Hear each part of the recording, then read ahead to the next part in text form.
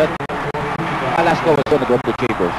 That was the strongest play that they had. And Marlo came up with it. Actually, dito, foul na si Chambers. Tagal, bago nakatawag naman. Liwaliwanag naman yan, ang foul niya. So si Derek Walker ang binigyan ng foul. Wala pa sa penalty ang Alaska Milk. Ang Ginebra kanina pa po nasa penalty. Pero sila ang abante ng 5. Walker. Double T. Muntik ang makawan si Maki De Hoya. Ibinigay si Pito Horenzo. That much time remaining. Game clock. Ang ating shot clock down to 9. And of course, they're using some flat to try to keep themselves in the lead, no? Wow, dive! Pero wala yung follow-up ni Marlo Aquino. Subot ni David. Muntik Barrientos. Tuloy-tuloy sa basket. What a move! At ang abante ng Ginebra natapya sa tablo. Out of time in this ball game. 70 seconds pa. Oh, yun na. Ayun naman. Muntik na magaw kay Maki De Hoya. A minute and 9. Oh boy. Val David. Bullock jumper. Wala. Chambers with the rebound. Shot selection by Val David. And Sunny knew it. But he couldn't do anything about it. The guy's playing on the floor. You know, he thought that he could make the shot. Walang rebound dun sa pagkakataon ng Dr. J. That's right. Yan po ang ating oras. Hawkins, he has 5.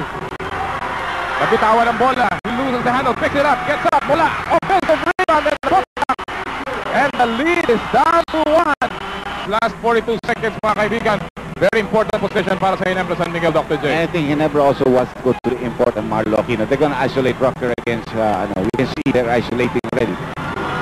Pero nandun si Cariaso, nalusutan ng depensa. Big play by the import. They went to the import in that play. No timeout being called.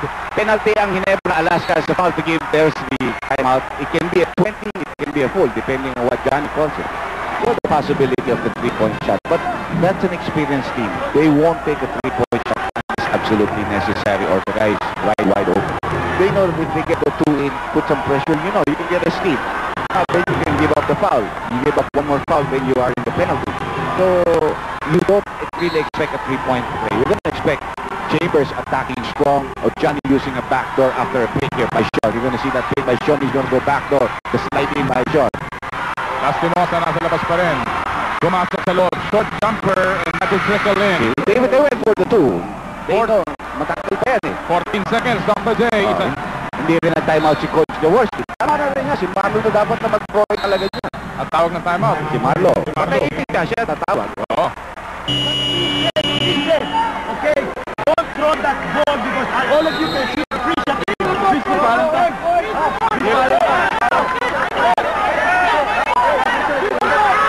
Yan po ang huddle ng Ginebra San Miguel.